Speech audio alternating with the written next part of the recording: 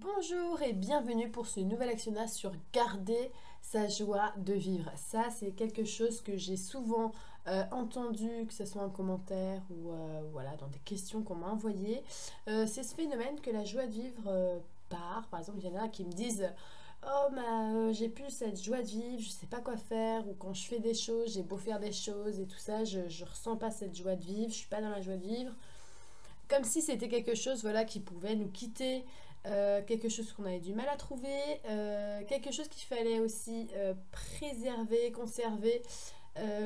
Bref, la joie de vivre, j'ai envie de dire qu'on est tous en train d'essayer quelque part de la cultiver. Mais je pense qu'il faut d'abord comprendre un peu ce que c'est ce phénomène de joie de vivre. Et du coup, je vais commencer par ça. Alors, la joie de vivre, on peut déjà prendre le mot principal, le premier mot principal, c'est la joie.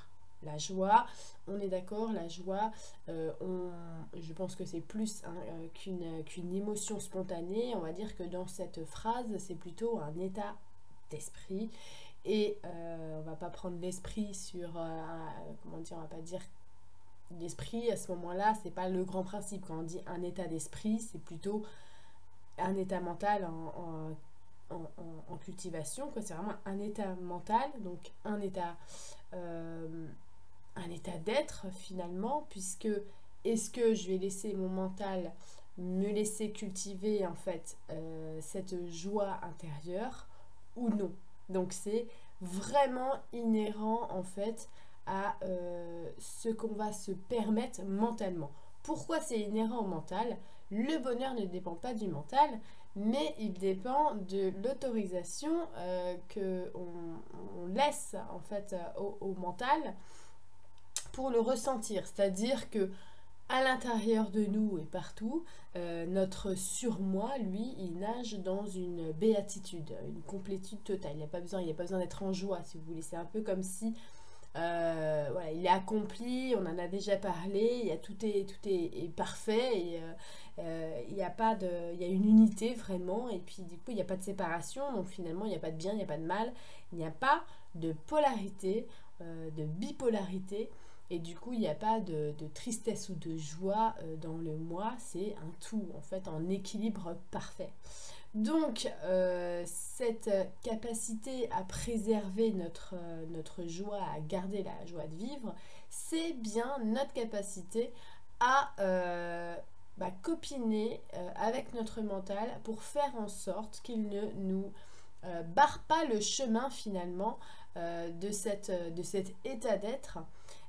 Et comment il pourrait nous barrer le chemin? C'est très simple, hein, en pensant à des choses qui n'ont pas lieu d'être sur le moment présent, en se focalisant sur des doutes et des craintes pour le futur, en ruminant de la tristesse et de la lourdeur des fardeaux du passé. Encore une fois, évidemment, préserver sa joie de vivre, c'est simplement trier ses pensées et comme Bouddha le disait, un esprit, enfin ça a été traduit un esprit, mais bon c'est un mental qui est maîtrisé et dompté, assure le bonheur. Et voilà comment on assure le bonheur. Alors évidemment, c'est pas un truc super simple tous les jours. Il faut bien comprendre que nous, en tant que être incarné dans une bipolarité, hein, on est dans une bipolarité, ça veut dire que tout est divisé en deux, le jour, la nuit, le bien, le mal. Je vous invite à regarder la vidéo des principes divisés que j'avais fait, qui s'appelle santé, maladie, je crois, mais c'était surtout par rapport aux principes divisés que j'avais réalisé cette vidéo, la santé et la maladie inhérent en fait de la paix, c'était vraiment un exemple. Donc, pour préserver cet état d'être, il faut comprendre qu'en réalité, on est en train de se focaliser sur une seule polarité, donc la joie, et que une polarité ne vit pas sans son opposé, la tristesse, et que du coup, finalement, on va passer son temps un petit peu à faire le yo-yo, surtout si on est complètement, comment dire, exubérant dans ses émotions. Si on est complètement tout foufou, au bout d'un moment, ça va retomber. Euh, c'est simplement le principe, comment dire, d'équilibre, hein. Parce que si quand je vais dire oui à quelqu'un, le non existe en invisible, d'accord, il existe mais il n'est pas visible parce que j'ai manifesté le oui. Mais c'est pareil, si je suis voilà, dans la joie, ça ne veut pas dire que la tristesse n'existe pas non plus. Vous voyez? Donc tout est en équilibre, c'est juste que quelque chose va être manifesté, mais il y a son opposé non manifesté qui est toujours là aussi. Donc, si on parle de préserver sa joie de vivre, et ben oui, ça va être très difficile de préserver une seule polarité, puisque forcément, on est en train de diviser, en fait. Euh, on est en train de diviser le principe initial, qui est la paix. Oui, la paix. Parce que finalement, la joie ou la tristesse, c'est juste des principes divisés de la paix. Puisque finalement, si je suis en paix, je n'ai pas de tristesse ou de joie à ressentir, je suis accompli. Et là, on en revient à l'état d'être permanent du moi supérieur, de notre vrai moi. Voilà. Donc, garder sa joie de vivre, c'est quelque chose qui est forcément hyper difficile ou en tout cas délicat dans le terme vraiment conserver la joie. Je pense que vraiment, et moi c'est vraiment comme ça qu'ils m'ont enseigné, c'est que la première chose à faire n'est pas de garder la joie, mais de garder la paix à l'intérieur. Ça, c'est très important. C'est un cadeau qu'on vous demande très souvent de vous faire. Quand vous avez par exemple des questions importantes à leur demander, à leur poser, que vous êtes un peu dans l'attente et que vous avez des doutes, souvent ils vont commencer par vous dire d'abord tu te fais de la paix. Tu fais la paix à l'intérieur de toi. Si vous avez voilà, des confrontations avec certaines personnes, que ce soit de la famille, dans le travail ou n'importe, c'est pareil à chaque fois. D'abord ils diront tu te fais la paix avec ça. Moi je vais vous dire la première chose que je fais tous les jours, dès que je sens qu'une situation ou qu'une émotion peut venir un petit peu troubler en fait mon état d'esprit et mon état d'être, je commence toujours par m'apaiser. Ça devient un automatisme. Alors c'est pas visible aux yeux des gens, hein. Je fais pas tout à coup c'est bon, je m'apaise, tout va bien. Non, non, je fais pas d'espèce de rituel comme ça. Chacun son truc. Moi, ce que je fais, c'est que intérieurement, je me détache. Intérieurement, je me détache. Je me fais la paix. Je me rends compte que, franchement, j'ai pas besoin de créer comme ça des pensées qui vont envenimer ou troubler ma réception.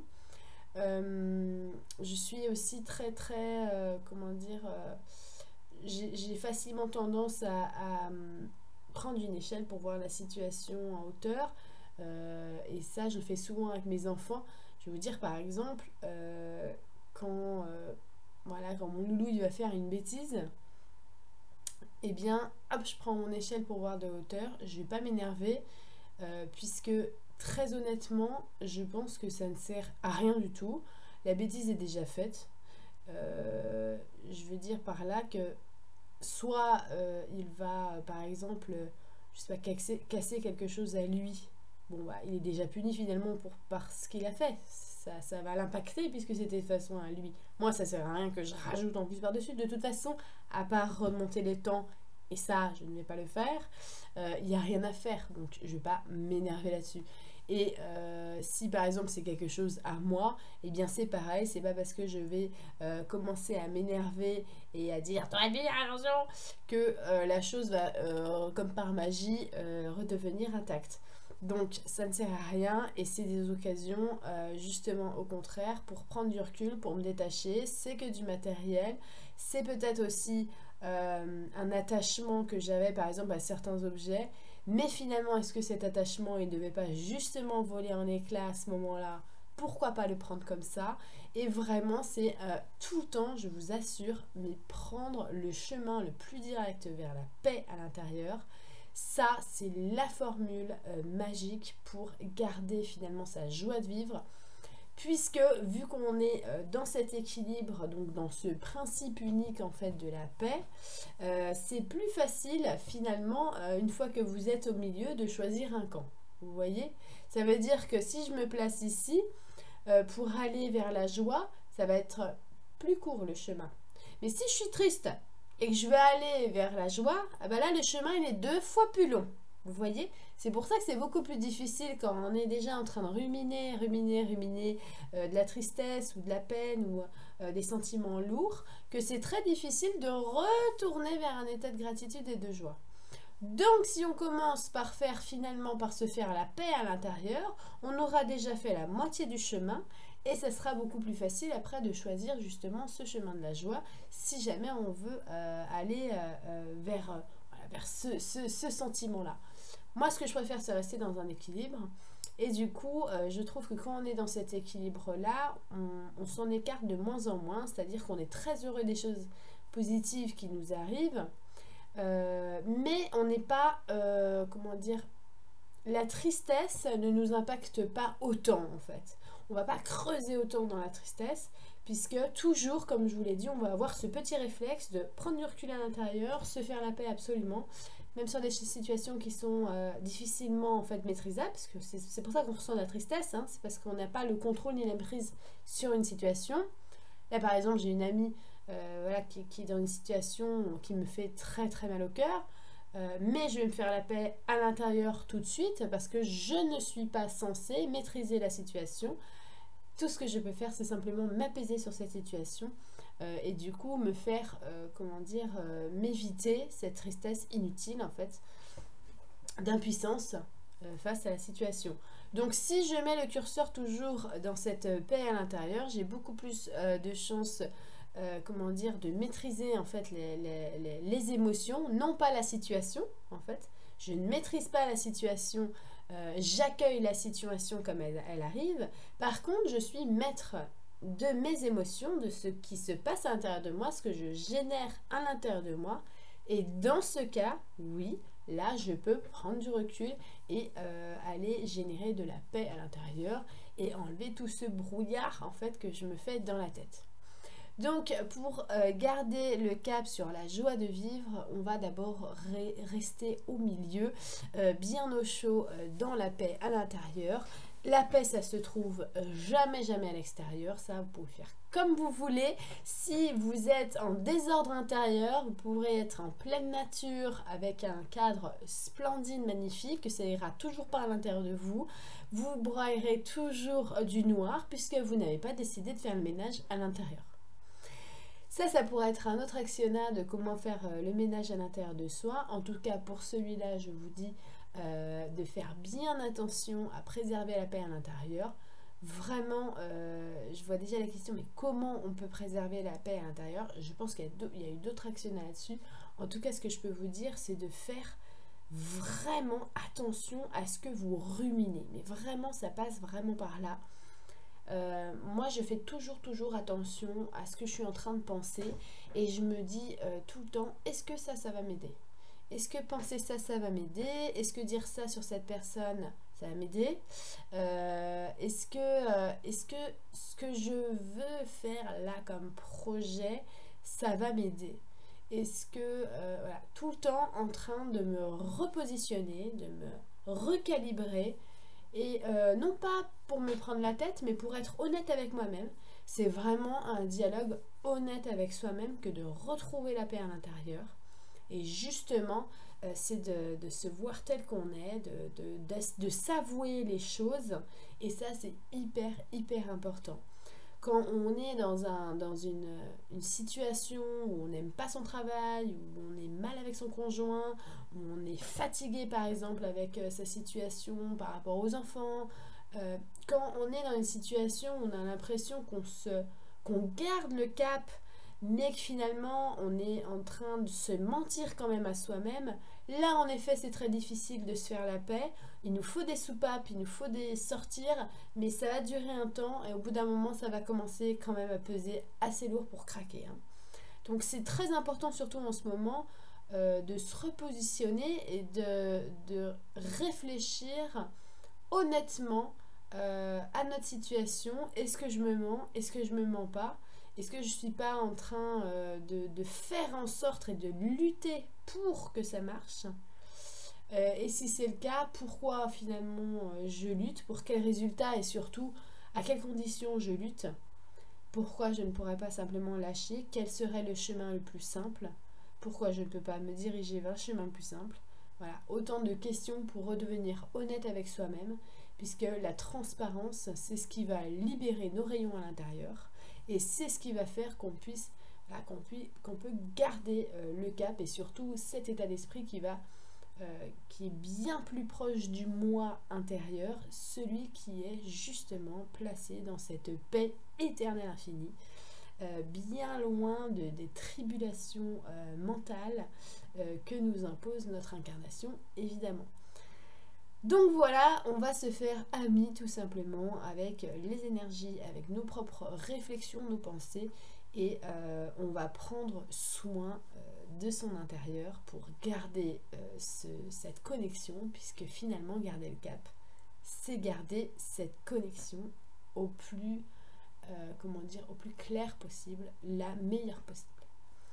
Donc voilà, j'espère que cet actionnaire vous aura plu. En tout cas, j'espère vraiment que vous allez réussir à cultiver, mais vraiment avec toute la bonne volonté du monde. Si vous avez tendance à repartir dans des trips, des fois je connais des gens, par exemple, beaucoup les Gémeaux sont comme ça. Il y a des moments où ça va, tout va revenir, ça va rebroyer du noir. Surtout, on essaye de ne pas se juger, on laisse cette vague venir. Les vagues de tristesse, c'est comme les vagues de joie, ça vient, ça part. Mais petit à petit, comme je vous l'ai dit, dès qu'on se détache et qu'on se recentre, toujours, on met le curseur au milieu au niveau de la paix à l'intérieur, eh bien vous ferez beaucoup moins le yo-yo. Donc voilà, je vous embrasse, je vous dis à bientôt pour un tout nouveau Actionnat. Ciao!